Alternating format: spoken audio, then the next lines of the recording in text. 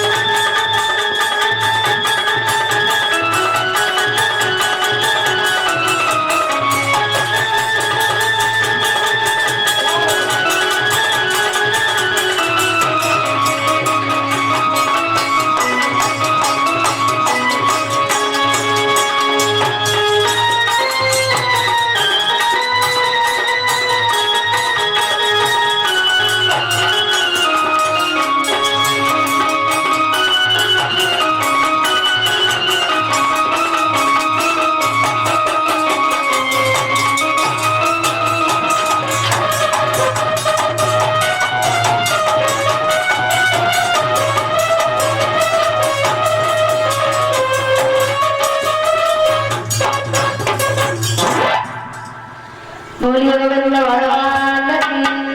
इसी प्रकार महाराज हुआ क्या, जैसे ही ये सारा प्रण किया, पत्र लिखवा दिया, जगह जगह पर पत्र भिजवा दिए। एक पत्र आजमगढ़ में भेजा। आजमगढ़ में क्या था, गुरु विश्वामित्र का आश्रम था। उस समय राम लक्ष्मण गुरु विश्वामित्र के साथ में थे। तो कहा, लाला, ओए लाला, राम, ये पत्र देखो तो कहाँ से आया है। कहा कि ये जनकपुर से आया है।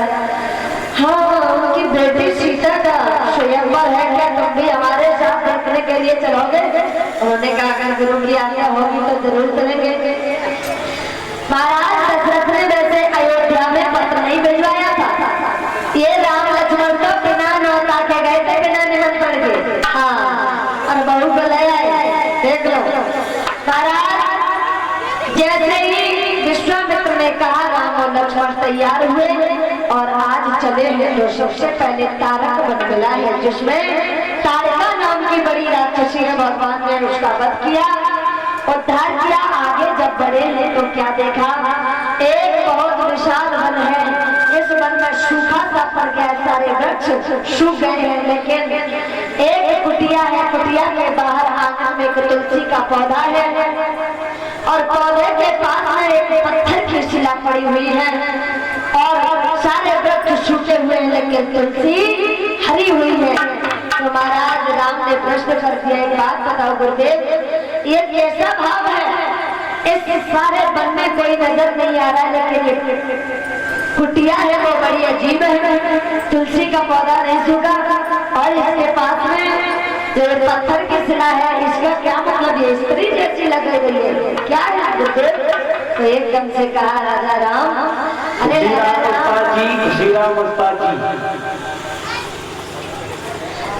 देखो लाला राम, इसके पीछे बहुत बड़ा रहस्य है। कैसे? तो महाराज कहा है कि पाते ही खबर स्वयं श्री जनक राज के धाम चले।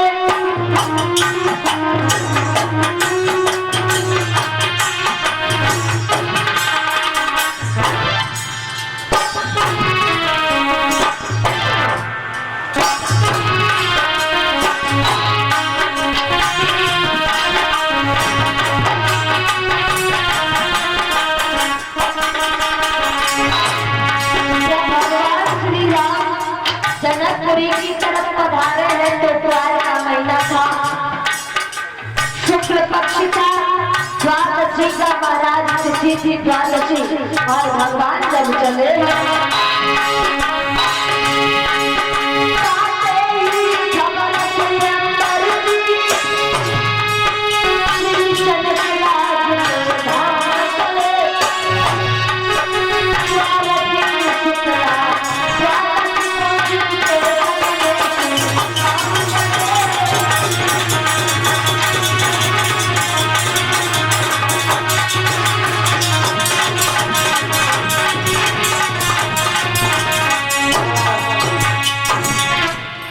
जैसे ही महाराज चले हैं तो आज देखा है पत्थर की शिला के बारे में गुरुदेव से पूछने लगे। तो गुरुदेव ने कहा है, लाला, ये कोई और नहीं, गौतम ऋषि की पत्नी अहिल्या है, भारी सुंदर थी। इन्होंने एक बार देख लिया, अहिल्या पर नियत खराब हो गई, तो इन्होंने विचार किया ये पत्नी तो हमारी होनी चाहिए। सो महाराज मन में विचार बनाया और संगत वाला व्यक्ति संगत वाले के ही पास में जाएगा, इतना ध्यान रखना। ज्वारी ज्वारी के पास जाए, शराबी शराबी के पास जाए और महाराज चोर चोर के पास जाएगा। एक सत्संग व्यक्ति ऐसा होगा जो सत्संग वाले होते हैं ना, ये सत्संगियों से बहुत कम मिलते हैं, इनमें जलन ज्यादा होती है क्योंकि अपने अपने ज्ञान का अभिमान होता है ना, इसलिए। लेकिन जितने भी ये गलत लाने हैं इनकी बड़ी संगठन रहेगी। तो महाराज दारूबाज होगा, वो दारू वाले के पास में जाएगा। तो एक दिन की बात है, चंद्रमा का ख्याल करते हुए इंद्र चला है चंद्रमा से। क्यों चला? क्योंकि चंद्रमा की भी 27 पत्नियां थी, 27, 2 4 भी नहीं, 27। और 27 पत्नियों के बावजूद भी अपने गुरु बृहस्पति की पत्नी को हर लाया था। अब बताइए, तो इन्होंने विचार किया कि इसका मतलब है कि चंद्रमा हमारा खूब साथ देगा। चंद्रमा के पास पहुंचे, बोले हैं भैया चंद्रमा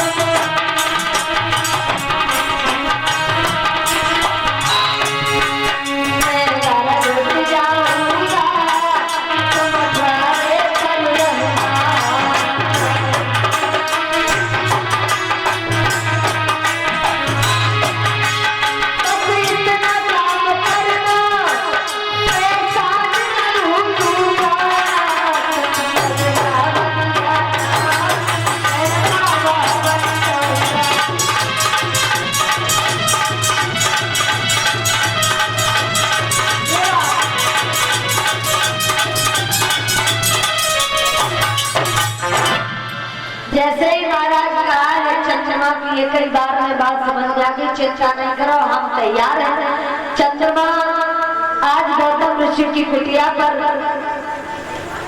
मुर्गा का रूप धारण करके जब बैठ गया है, तो वैसे ऋषि गौतम 4 बजे स्नान करने जाते थे, लेकिन आज मुर्गा ने 1 घंटा पहले ही बांग लगा दी 3 बजे, और जैसे ही बांग लगाई ऋषि गौतम उठ करके चले गए और गंगा मैया में जैसे ही पहुंचे तो उनकी थोड़ी साड़ी भीग गई थी, धोती जो पहनते थे, बस पैर पड़ते ही गंगा जी में एकदम से आवाज आई, कौन? एकदम से बोले माँ गंगा मैं तुम्हारा पुत्र गौतम हूँ। इतने टाइम अरे भाई सुबह का 4 बज रहा है। उन्होंने कहा नहीं नहीं गौतम, अरे तुम्हारे घर में छल हो रहा है, छल इंद्र चल कर रहा है, जल्दी से जाइए नहीं पाओ। आज लौट गए हैं कौन? ऋषि गौतम। देखा कि दरवाजे पर चंद्रमा पहरेदारी कर रहा है। ऋषि गौतम को क्रोध आया, जो धोती गंगा जल में भीग गई थी वही फटकार करके मारी है, तो चंद्रमा के शरीर पर वो गंगा जल के छिड़काव जैसे ही पड़े हैं, श्राप लग गया था, श्राप रूप छिड़के। और महाराज देखा होगा उस कर्म के बदले में जो छिड़के पड़े हैं ना, आज दिन तक नहीं मिले, आज दिन तक। खुशी राम उस्ताद आ जाए, खुशी राम।